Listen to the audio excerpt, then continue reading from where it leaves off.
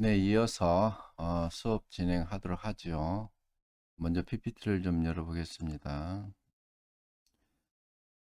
국제정치 이론과 한반도 우리가 뭐 지정학적으로 글쎄요, 뭐 극동이라 하죠. 이것들은 이제 굉장히 지금 지극히 서구적인 관점이라고 그러죠. 유럽 사람들이나 미국 사람들은 우리 한반도 위치를 동쪽 끝이다라고 해서 극동이라고 얘기하는데, 글쎄 우리가 이제 지도를 보면은 태평양을 중심으로 보면 우리나라가 사실은 그 이 지구의 중심에 있죠 보면. 근데 좀 먼저 수업 들어가기 전에 음, 과거에 이제 수업 시간에 이제 몽골인 학생이 좀 있었어요 보면. 몽골인 학생이 수업하다가 여기 자기 나라 자기 나라가 이제 산업화나 근대화가 안 되어 있죠 보면. 몽골은 한때 뭐 이 징기스칸이 전 세계를 지배하던 그런 시기도 있었지만, 근데 이제 지금은 굉장히 어느 나라에 비해서 많이 뒤처져 있고. 근데 그 학생의 질문이 이런 질문을 해요. 자기 이 몽고가 앞으로 좀 발전하려면 어떻게 하면 좋겠냐라고. 근데 여러분들 이 몽골이라고도 하고, 몽고는 글쎄요, 그 뭐 아시아 내륙에 있지 않습니까? 뭐 위로는 러시아나 밑으로는 중국으로 이렇게 둘러싸여 있고, 아마 영토는 우리 한반도에 뭐 한 거의 10배가 넘게 큰 영토를 갖고 있는데, 어 글쎄요, 나라가 발전하고 성장하는 데는 이제 근대사 이후에는 그 지정학적인 그 위치도 좀 중요하지 않는가 이렇게 생각해요. 그래서 나도 몽고가 한반도처럼 이제 우리 한국처럼 발전하는데 어떻게 하면 발전할 수 있겠는가. 지금 마땅히 우리는 지정학적으로 뭐 흔히 말하는 그 이 대륙 세력과 해양 세력과의 교차점에 있다고 말하죠. 이게 그러니까 반도라고 하죠. 보면 반도, 한반도. 근데 지정학적 뭐 요충이라고 할까요? 지정학적 어떤 그 위치가 참 발전하기 좋은 위치에 있지 않는가. 이 대륙과 해양의 교착점에 있는. 그래서 나도 마땅히 몽고가 발전하는데 참 어떻게 하면 그 몽고이 뭐 근대화 하는데도, 몽고는 사실 전 인구락이 한 250만밖에 안 되고, 거기에 또 울란바토르라고 해서 거기가 보면은 한 100만이 살고 있고, 그러다 보면 그걸 한 150만이 이제 전 국대에 흩어져 있는데, 뭐 영토는 광활한데 보면 굉장히 어떤 그 인프라가 좀 안 갖춰져 있어요. 과거에 이제 뭐 농경 사회 때 말 타고 전쟁하는 그런 시기라면은 말은 참 많이 있어요 보면. 근데 이제 몽골이, 글쎄 내가 한 10여 년 전에 갔을 때만 하더라도 그 전라북도에 있는 한 전주시만 하더라고요 보니까. 이제 도심의 규모나 발전 정도가 뭐 그 정도인데, 전주시 정도인데 거기 한 100만이 살고 있고, 이제 전체 인구락 해야 뭐 한 250만, 좀 지금은 좀 달라졌나요? 뭐 그 정도인데, 과연 근대화하는데 어떤 글쎄요. 그래서 나도 좀 해답을 못 찾고 좀 고민했던 게 있는데, 우리 한반도 이 남한은 지정학적으로 좀 좋은 위치에 있지 않는가 생각이 들어지고, 다 한번 뭐 얄타에서 몰타까지라는데, 뭐 얄타는 여러분들 잘 알고 있죠. 얄타 회담에서 이제 세계 2차 대전이 종식되기 뭐 전이죠. 뭐 1945년 한 2월 정도니까 얄타가 어디에 있는지는 알고 있죠. 여러분들 뭐 글쎄 흑해인가요? 그거 보면 흑해에 있는 그 이 우즈베키스탄에서 보면 그 섬이 남쪽 섬에 위치하고 있죠. 보면 거기서 이제 이 영국의 처칠이랑 미국의 루즈벨트, 소련의 스탈린이죠. 스탈린이 사실 정상회담을 하면서, 이때 이제 한반도에 이제 2차 대전이 종식되고 나면 한반도에 이제 이 독립에 대해서 논의를 했다고 보면서 역사적인 의미를 부여하는데, 글쎄 뭐 거기서 한반도에 대해서 뭐 논의하기 위해서 세 나라의 정상들이 모였겠습니까? 뭐 전쟁을 자기들이 어떻게 유리하게 치를 수 있을 것이며 어떻게 승리를 할 것인가에 대해 초점을 두었겠지. 정말 한반도에 대해 독립에 대해서 뭐 자기들이 였을 거라 생각하지 않습니다. 그런가 하면 이 몰타는 여러분들 알겠지만 이게 아버지 부시죠. 부시는 그 부자가 대통령을 했기 때문에 아버지 부시가 이제 89년부터 92년인가기죠. 그때 이제 미국의 대통령이 있을 때고 옆에 있는 그 사람은 그 소련의 서기장인 고르바초프죠. 고르바초프가 사실은 개혁 개방을 주장하고 있지만 이 몰타 회담을 할 때는 1991년인가기요. 그래서 사실상 그 이 고르바초프는 거의 뭐 그 당시만 하더라도 이때는 실각하는 지점에 있었어요. 보면은 이제 모스크바의 수도 모스크바 러시아 수도인 이 시장 그 이 예일친이 이제 초대 대통령을 할 때 이제 그 이 결국은 이 고르바초프는 실권에서 물러나는 그 시기에 사실은 이제 물러나고 있는 소련의 지도자 요 고르바초프를 미국의 부시가 이제 만나주고 그래서 이제 뭐 한반도에 대해서 내지는 뭐 이제 세계 평화에 대해서 논의를 했다라고 이렇게 하기 때문에 뭐 얄데스 몰타까지라고 이렇게 주장을 하는데 어 생각해 보면 한반도 이것은 뭐 이 지구상에서 마지막 남은 이념 분쟁과 분단 국가이지 않는가 이렇게 생각이 되어집니다. 그래서 뭐 얄타에서 몰타 냉전 체제, 강대 국가는 전쟁 없는 긴 평화라고 이렇게 오히려 그 이 평화의 역설. 그렇죠. 한반도는 하여튼 뭐 한국 전쟁 이후에 지금 거의 70년간 전쟁이 없고 불안한 상태에서 이게 뭐 세력 겨냥인가 아니면 전쟁이 없는 그런 하지만 또 사실은 한반도는 항상 그 뭐야 언제든지 전쟁이 발발할 수밖에 없는 그런가 하면 지금은 일종의 휴전 체제인 거지 평화 체제가 아니죠 보면. 그래서 이 정치학자 올펜스타인은 이렇게 말을 해요. 한국 사람들은 재향 증후군이 있다고. 유부에서 볼 때는 사실 보면 한반도 하면은 특히 남북한 하면은 좀 불안한 상태로 이렇게 보고 있어요.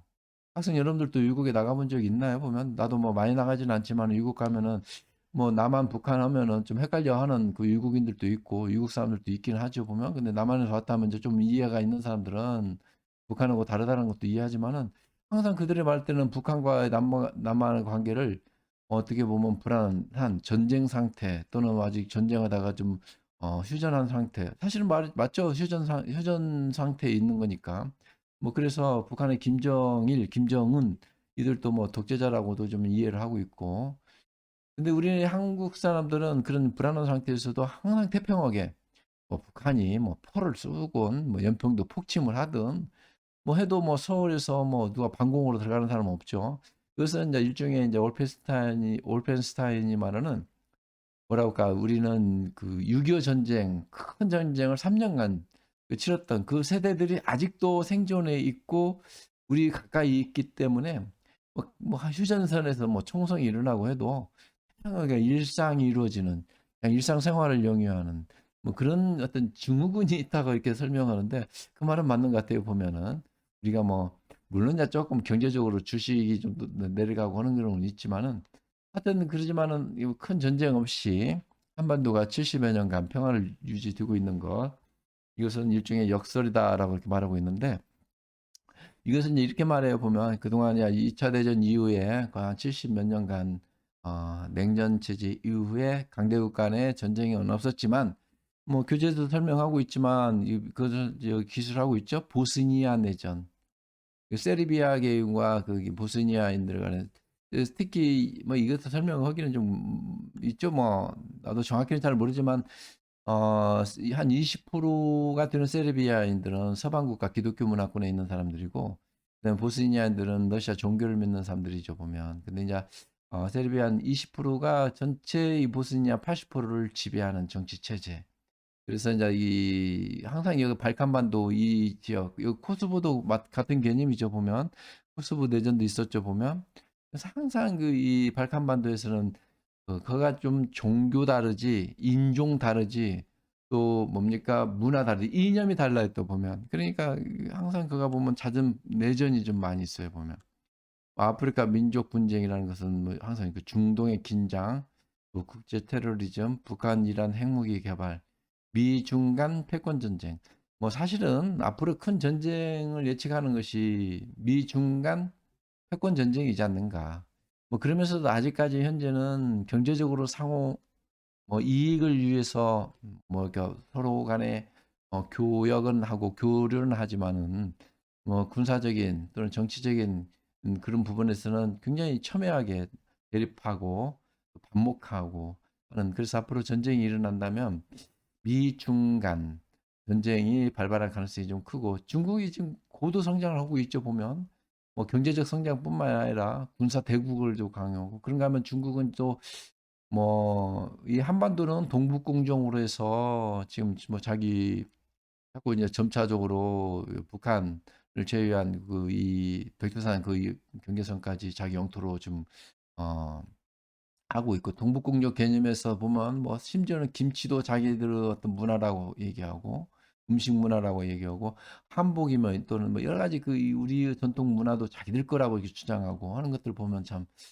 그때 그 중국을 어떻게 바라봐야 할지, 또 그것뿐만 아니라 또 남중국 해라고 그러죠. 남진아 해라고는 그 지역 그 일대 대부분의 그 이 섬 이런 것들이 자기들의 영토라고도 주장하고 그러는데, 글쎄 이거 좀 그 지도를 놓고 보면 좀 이해가 쉽게 되는데, 음, 하여튼 그 이 뭐 중국은 하여튼 터무니없이 그 일대 그런가 하면 또 어 그 이 뭐라고 할까 그 인공섬까지 만들어 놓고 거기서부터 또 여러분들 그 이 배타적 경계 수역이 과거에는 12해리였다면 지금은 배타적 경계 수역이 200해리죠. 보면 200해리를 주장하다 보니까 뭐 예를 들어서 인공섬 하나 만들어 놓고 거기서 사람이 거주하면 그거 영토예요. 그럼 거기서부터 200해리를 배타적 경계 수역으로 주장할 수 있으니까 뭐 일단 12해리면 몇 킬로 정도 될까요? 음, 한 20km 정도 되는가요? 근데 200km면 그건 얼마나 되겠습니까? 그래서 사실은 이 섬이 하나 있다라는 것은 그 영토 확장 측면에서 중요해요, 보면.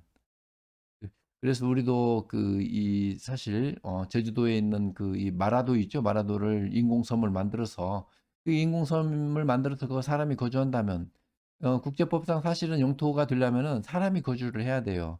뭐 바위나 암초 이런 것은 영토 개념이 아니죠, 보면. 그래서 거기서 사람이 영구적으로 거주할 수 있는 그런 섬이라면 거기서부터 이제 뭐 배타적 경계 수역을 200해리를 주장할 수 있고, 자기 영토는 이 12해리가 영토니까. 그렇다면은 마라도도 인공섬을 만들어서 거기서 사람을 거주해서 그 영토를 늘리자는 그런 얘기도 있었는데, 뭐 그런 개념으로서 중국은 항상 자기 영토를 넓히고 있어요, 보면. 뭐 땅도 큰 나라에서 중국이 지금 그렇게 하고 있는 거지, 보면. 자, 한반도 현실로 돌아와 볼까요? 안보 딜레마, 지속 가능한 평화 유지, 한반도 지정학적 정세. 뭐 알겠지만 대륙 세력과 해양 세력의 충돌, 미소 패권 국가 대결, 미중 신냉전 대결, 브릭스 아까 설명했었죠. 뭐 여기 이제 미국을 포함한 음, B는 뭡니까? 브라질, R은 러시아, 인도, 차이나, 이 새로운 문명 간의 충돌. 그래서 앞으로 이제 뭐 어, 글쎄요, 뭐 국제사회 상임이사국 그 5개국 뭐 영국, 프랑스, 뭐 독일, 영국, 프랑스, 그다음에 어디죠? 미국, 뭐 이런 나라들이 이 이제 그 국력이 쇠퇴하면은 앞으로 세계를 지배할 수 있는 나라들이 여기 보면 브라질이나 러시아나 인도나 차이나 이런 나라라고 한다면은 이들 간의 문명 충돌을 우리는 한번 생각해 볼 필요가 있겠다 생각이 되어집니다. 세계화인가 지정학적 부활인가 뭐 이렇게 규제에서 설명하고 있는데 좀 볼까요? 우리가 이제 한반도에서 보면 어 한반도가 속한 동북아. 나는 참 이 내가 어떤 세미나 갔을 때도 왜 우리를 꼭 한반도라는 용어를 이렇게 쓰느냐고 이렇게 내가 비판적 견해에서 말을 했는데, 대부분이 정치학자나 국제 정치학자냐 통일을 연구하는 그런 뭐 대학 교수 연구하는 사람들도 보면은 한반도라는 용어를 참 많이 써요, 보면. 한반도 주변 4강.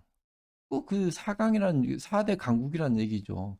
4개국이라고 해도 될 텐데 굳이 이 옛날에 그 공부했던 사람들 보면은 꼭 그 이 4강 또는 한반도 그 한반도는 우리가 그 알겠지만 두만강, 압록강 그 이 남쪽으로 반도 국가라는 것을 우리가 자칭하지 않는가. 그래서 난 그런 용어를 좋아하지 않는데 이 교재에도 그렇게 써져 있죠. 한반도가 속한 동북아 국동이라고 안 쓴 걸 다행으로 생각해야 할지. 동북아에서도 신자유주의 세계화 물결이 거세게 몰아쳤으며 긴장 완화와 함께 경제 협력과 상호 의존의 분위기가 확대되었다. 뭐 이렇게 소개하고 있고 그래서 이제 한반도는 당면한 패러독스 삼중적 그 패러독스를 설계하고 있는데 세 가지죠 보면 그냥 보면 그러기 전에 여기 보면 협력 갈등 신자유주의 세계화 물결 한반도는 경제 협력과 상호 의존의 분위기 또 갈등은 북핵 문제 미중 중일 패권 일본이 패권국인가요? 중일 패권 전쟁과 신민족주의 물결 이게 이제 역시 이 협력하는 측면에서는 한반도는 역시 경제 협력, 상호 의존 뭐 이런 것들 분위기가 있는가 하면 또 역시 갈등적 요소는 북한의 핵 문제가 상존해 있고 이것을 마치 남한, 북한 뭐 대리전 하는 것처럼 해서 그 후견국인 중국, 미국 일본은 뺐으면 좋겠습니다. 여기 보면 뭐 일본은 사실은 그렇게 뭐 지금 패권 국가라고 말할 수 없는 거죠. 보면 그들의 어떤 그 뭐 여러 정치적 행태 그 또는 여러 뭐 정치 지도자들의 그 어떤 우리를 바라보는 어떤 관점 이런 걸 본다면은 그래서 이제 이들 간의 어떤 갈등, 민족주의 물결 이런 것들이 항상 갈등적 요소가 있다라는 것을 교재에서 소개하고 있는 것이고 한반도 삼중 패러독스라는 것은 뭐 일종의 이제 미국과 중국과의 관계에서 일면에서는 협력을 하지만 특히 그것이 협력이라는 것은 경제적인 협력은 미국과 중국, 우리나라와 중국도 굉장히 협력 관계는 돈독하죠. 하지만 이것이 이제 갈등은 군사적인 또 안보적인 차원에서는 갈등이 대척점에 있는 거죠, 보면. 그래서 특히 우리는 경제적으로 협력은 얼마든지 중국과 할 수 있고 또 교역국이니까 우리 경제 교역을 위해서라도 자국 이익을 위해서라도 중국을 그 교역의 대상으로 삼는 것은 중요하지만 안보까지 그 이 중국으로 생각한다는 것은 지극히 위험한 발상이지 않는가 이렇게 생각을 해봅니다. 이것은 뭐 근데 우리 문재인 정부 때는 뭐 친중, 특히 중국에서 공부하고 온 정치학자도 있었고, 뭐 또 지금 중국 대사를 가고 있는 뭐 그 장하성 뭐 그분인가도 거기 대사를 가고 있고, 또 지금 민주당의 지금 어 뭐라 할까요? 당 대표를 맡고 있는 송영길 같은 경우도 중국에서 공부했다는 이유로 친중 정책을 많이 표방하고 있는데, 글쎄 뭐 그까지는 좋지만은 중국을 가까이에서 우리가 득을 볼 수 있는 것이 과연 뭐가 있을 것인가? 경제적 이익 말고 글쎄 군사, 안보적, 정치적 그런 것이 이익이 있을 수 있겠는 것은 지극히 나는 효율적입니다. 그다음에 미국, 중국 그런 갈등, 협력, 증대. 그다음에 두 번째는 아시아 국가들의 경제적 상호 의존과 인적 교류, 증대, 영토 분쟁. 여기 보면 이 인적 교류 활발히 이루어지고 있죠. 보면 아시아. 근데 문제는 영토 분쟁이에요. 역시 중국은 남중국 그 지역을 자기 나라 영토라고 좀 주장하고 있고 거기서 이제 중국이 주장하는 것은 바다에도 산맥이 있는 건 알고 있죠. 그 산맥이 중국에서 뻗어나가니까 뭐 이렇게 논리적으로 설명하는데 오히려 베트남하고 지정학적으로 가깝고 필리핀이나 인도네시아가 훨씬 가까움에도 불구하고 자기는 중국은 자기 본토고 수천 킬로가 떨어져 있음에도 불구하고 자기 영토라고 하면서 주장하는데 뭐 이거 뭐 일단 주장해 놓고 보는 거죠 보면 한번 검색을 해볼까요 여러분들 남중국해를 한번 볼까요 뭐 이렇게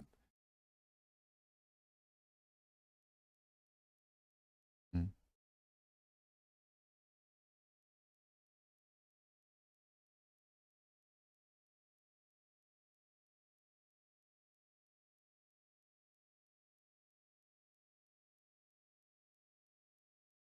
뭐 어떤 지도를 봐도 참 네.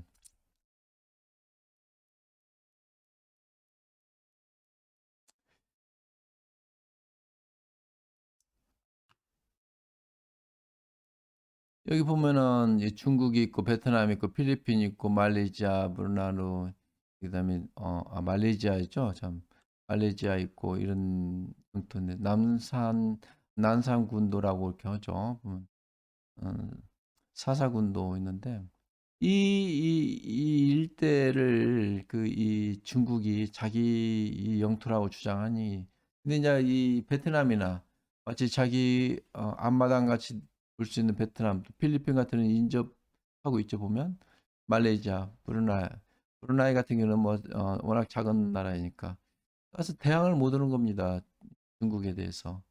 그러니까 이 일대 지역을 중국이 자국의 영토라고 이렇게 주장하는 거죠 보면 이게 이제 참 글쎄 이것을 어떻게 받아들여야 할지.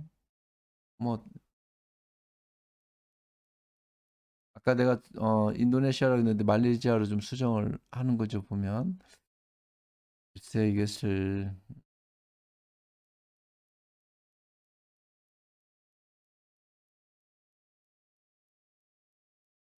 그러니까 뭐 이 말레이시아 섬 그다음에 난상군도 이 일대 이 지역까지를 이게 각자 이 뭐라고 할까 필리핀은 필리핀 나름대로 자기 영토라고 주장하고 이 선이 있죠 빨간 선으로 되어 있는 것은 중국이 자기 영토라고 주장하고 있는 것이고 그다음에 베트남은 여기 보면 베트남 영해선이라고 이렇게 자기 경계선을 긋고 있고 그러니까 생각해 보면 향후 이 앞으로 큰 전쟁이 일어날 가능성이 큰 곳이라 한다면 어, 남중국해 이 지역이 지정학적으로 전쟁이 발발할 가능성이 높은 그런 지점이다라고 이렇게 설명을 할 수 있겠죠. 영토 분쟁. 특히 중국은 아까 설명했듯이 2차 대전 이후에 이웃 나라들과 영토 분쟁을 참 많이 하고 있어요. 유일하게 하지 않는 것은 북한이죠. 지금 북한은 혈맹 관계이니까 그런가 하면 또 동북공정 하면서 아직까지는 이제 뭐 북한이 뭐 순망 치안이라고 하죠. 순치 관계라고도 하고 그래서 자기들이 마치 잇몸과 입술 관계라고 이렇게 생각하면서 북한은 아직은 어, 자극하지 않는데 뭐 언제든지 상황이 달라지면 뭐 일종의 이제 백두산도 자기 용토라고 이제 주장할 거니까요. 사실은 뭐 한 70%는 백두산도 자기 영토로 이렇게 편입을 시키고 있죠 보면. 근데 북한이 편입시키고 있는 건 한 30%밖에 안 되지 않습니까? 남북한 대립과 평화 공존 역설 이렇게 남북한 한반도면 남한 북한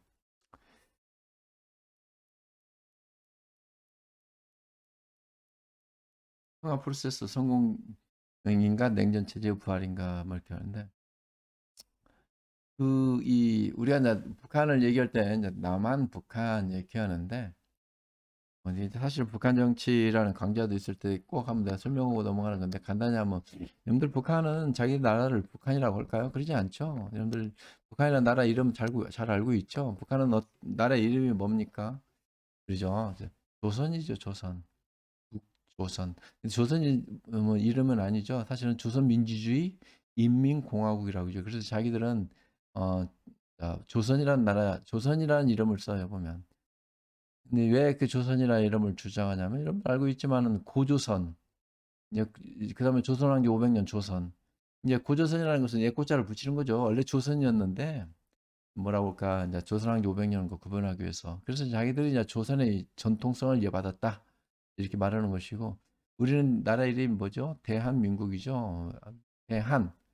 뭐 이게 알겠지만은 여러분들 뭐 간단히 이거 하나 소개하고 갈까요? 고종 황제가 이게 아간판전하고 나서 참, 자기가 황제가 되어야겠다고 하면서 나라 이름을 대한이라고 이름을 지었죠. 근데 원래는 고종 황제는 나라 이름을 중국 이름 본 따서 중국 이름이 나라 이름이 한자 뭐 위자이지 않습니까? 뭐 청, 명, 송, 당, 뭐 수, 뭐 이런 식으로. 그래서 고종 황제도 우리나라 이름을 한자로 지으려고 했습니다. 위자로. 그게 뭐냐면 한이었습니다. 한. 이제 걷다가 큰 대자를 써서 큰 대자는 이제 접두사처럼 써서 큰 한이다. 그래서 이제 그 나라 이름이 대한인데, 이 한이라는 이름을 붙인 것은 여러분들 알겠지만은 마한, 변한, 진한 그 이름을 딴 한, 그 이름에 그래서 나라 이름 원래는 한 제국이었겠죠 보면. 뭐 중국에 한 나라도 있긴 했죠 보면. 한자 이름도 같을 수 있었죠. 지금 대한자 그 한자를 그다가 이제 큰 나라다 해서 큰 대자를 써서 대한, 대한제국이었죠. 근데 그 대한제국 이름을 본따서 대한민국이라 이름을 쓰는데, 북한에서는 이 대한제국의 이름을 본딴 것이다. 망한 나라의 이름이다. 그래서 이제 민국이라는 이름, 대한, 한국, 북한, 대한이라는 이름을 선호하지 않는다고 그래요. 보면. 뭐, 그런 식으로 말하자면, 뭐, 조선도 망하지 않았습니까? 근데 나라 이름 갖고 탓할 건 아니고요. 평화 프로세스 성공인가, 냉전 체제 부활인가, 그죠? 뭐, 사실은 평화 프로세스, 뭐, 이게 문재인 정부 들어서 평화 프로세스, 우리는 참 이게, 이, 정권이 들어서면 통일 정책은 꼭 새로 나와요. 이거 뭐, 이렇게 찍어내듯이 내요, 보면은. 뭐, 예를 들면, 뭐, 역대 정권 다 그랬어요, 보면.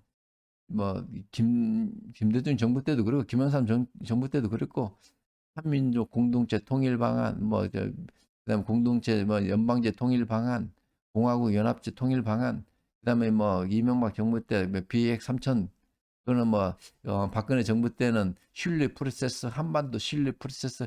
이 신뢰 프로세스와 한반도 평화 프로세스 뭐가 다른 것인지 구분이 안 가더라고요. 문재인 정부 때는 한반도 평화 프로세스 아닙니까?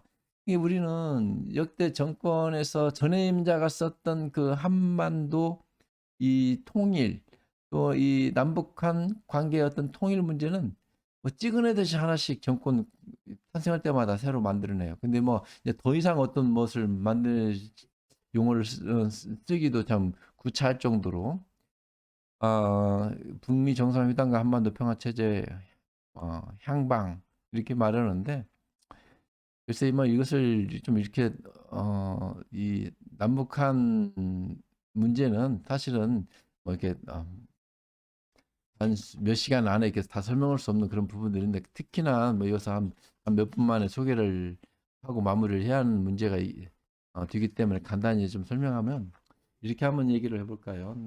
나도 여러분들처럼 대학 시절이 있었죠. 그때 뭐 이제 과도 이제 정치학과니까 더 이쪽으로 관심을 가졌겠지만, 1, 2학년 때는 대학 내에 통일문제 연구소가 있어가지고 뭐 한 학기가 치러지고 나면 여지없이 학기별로 통일 세미나 같은 걸 하고, 또 뭐 방학 때도 한 번씩 하고, 뭐 그러다 보니까 1년에 몇 번씩 통일 세미나 같은 것을 경청하고, 그때마다 이제 그 이제 전문가라 하는 뭐 교수들이나 전문가들 와서 남북한 통일 문제에 대해서 뭐 논의하고 할 때마다 이제 그때 생각이 뭐였냐면, 이 통일이 금방 될 것 같은 얘기를 많이 해요, 보면.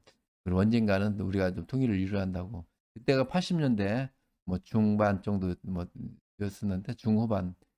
그때만 하더라도 정말 통일이 되면 좋겠다라고 생각을 했었어요. 뭐 통일이 되면 나 개인적으로는 다른 건 아니고, 뭐 저쪽에 뭐 우리가 열차나 도로로 해서 중국도 가고 러시아도 가고, 또 기차로 타면 저기 유럽까지도 시베리아 횡단 열차를 타면 갈 수 있으니까, 그런 꿈을 가질 수 있어서 참 통일해주면 좋겠다라고 했는데, 벌써 그러하기를 뭐 40년 넘게 솔직히 그렇게 좀 지나가고 있는 거죠 보면. 그럴 때마다 그 당시 그 전문가라고 하는 사람들이 앞으로 향후 뭐 10년 안에, 향후 20년 안에 통일이 될 거라. 근데 지금은 한 발도 더 다가서지 못하고 있지 않았는가. 그런가 하면 그때마다 뭐 이 통일 정책, 통일 방안, 뭐 이런 것이 뭐 공화국별로, 북한도 북한 나름대로 뭐 80년대, 90년대, 뭐 2000년 넘어서부터 항상 그 방안도 제시하고, 우리는 대통령 중심제니까 대통령이 새로 탄생할 때마다 통일 정책을 새로 내놔요. 근데 뭐 그게 그거에 보면 사실은. 하지만 좀 더 구체적으로 보면은 여기 있죠? 뭐 이 교재에서 설명하는 내용들만 한번 볼까요? 한반도 신민족주의 발언과 경제적 군비 강화, 한반도 주변 국가 안보 포퓰리즘. 근데 중요한 것은 참 안타깝게도 우리는 남북한 문제에 대해서는 정말로 한 말도 더 다가지 못하고, 뭐 우리가 문재인 정부 때만 하더라도 얼마나 좋았습니까? 금방 통일될 것 같은 그런 분위기. 그런가 하면 박근혜 정부 때도 그랬어요. 보면 문재인 정부 때 한반도 평화 프로세스 3단계, 평화 3단계에서 평화 유지, 평화 조성, 평화 구축. 그다음에 박근혜 정부 때는 신뢰 프로세스라고 있어요. 한반도 신뢰 프로세스. 그 3단계로 돼 있어요. 남북 간 관계 발전, 한반도 평화 정착, 통일 기반 구축. 네, 이런 것들은 통일 전문가들이라든가 뭐 이 관련해서 그냥 교수들이 보면은 이제 여러 이제 그 방안들을 구체적으로 설계를 합니다. 그러면 여기에 또 여러 연구 논문들이 또 나오고 참 이 당시 정권 때는 최고 어떤 정책이라고 주장을 하고 막 그래요, 보면. 또 그런가 하면 뭐 미비점은 또 보완하는 내용들도 이제 또 논문도 또 쓰고 또 통일부에서는 또 막 관련해서 여러 가지 정책적 홍보도 하고 뭐 그럼에도 불구하고 지금 현재 보면 남북한 관계는 뭐 대척점에 있고 여전히 냉각기에 있는 거지 보면 그런 와중에서 북한만이 핵무기를 개발했고 미사일 뭐 개발도 나름대로 좀뭐 ICBM이라든가 또는 SLBM이라든가 이런 것들을 막 개발을 하고 뭐 ICBM은 대륙간 탄도미사일 아닙니까? 그다음에 SLBM은 잠수함에서도 미사일을 쏜다는 거 아닙니까? 이게 잠수함에서 미사일 쏜다는 것은 참 중요하죠. 뭐 예를 들어서 대륙간 탄도미사일은 미국까지 갔는데 거의 뭐 한 9,000km 이상 날아가야죠 보면 그러다 보니까 뭐 중간에서 격추되기가 쉬운데 뭐 SLBM 같은 것은 잠수정에서 쏜다면 뭐 미국 캘리포니아 앞바다에 가서 쏜다면 뭐그 코앞에서 떨어지는데 그걸 방어할 수 있을까요? 그래서 이제 미국도 경계하는 것은 SLBM은 굉장히 경계하는 거죠. 그리고 북한이 핵무기를 개발한 것도 지금은 자기들은 공식적으로 몇 개 있다고 말은 않지만 뭐 공식적으로는 아니지만 비공식적으로라도 한 45개 정도, 한 40개에서 50개 정도 이 정도는 갖고 있지 않겠는가라고 하는데 걔들은 미사일 발사하는 것도 여러 단계로 이렇게 나눠서 보고 있는 거죠. 보면 뭐 요즘은 이동식 미사일 발사도 있죠. 보면 북한에서는 스커드급 이상 미사일이 핵무기를 탑재할 수 있습니다. 핵무기를 탑재해서 자기들은 공식적으로 우리 남한에 대해서는 한 번도 쓰겠다는 공식 표명을 하지 않지만은 뭐 핵무기가 꼭 쏴야만이 그 효과를 알 수 있는 건가요? 갖고 있는 것 그 자체만 가지고도 말을 하는 거죠, 보면. 근데 뭐 우리는 뭐 이 코앞이니까 뭐 쏜다 하면서 떨어지는 거죠, 보면. 아마 알겠지만은 우리나라 한반도 특히 남한에 핵무기 한 세 개만 떨어지면 우리는 초토화되는 거이죠, 보면. 뭐 서울 하나, 인천 하나, 부산 하나 이렇게 떨어져 버리면 우리는 뭐 나라 체제가 불능한 상태에 되지 않을까 이렇게 생각이 되어지는데 하여튼 이거 뭐 설명은 그 많은데 어,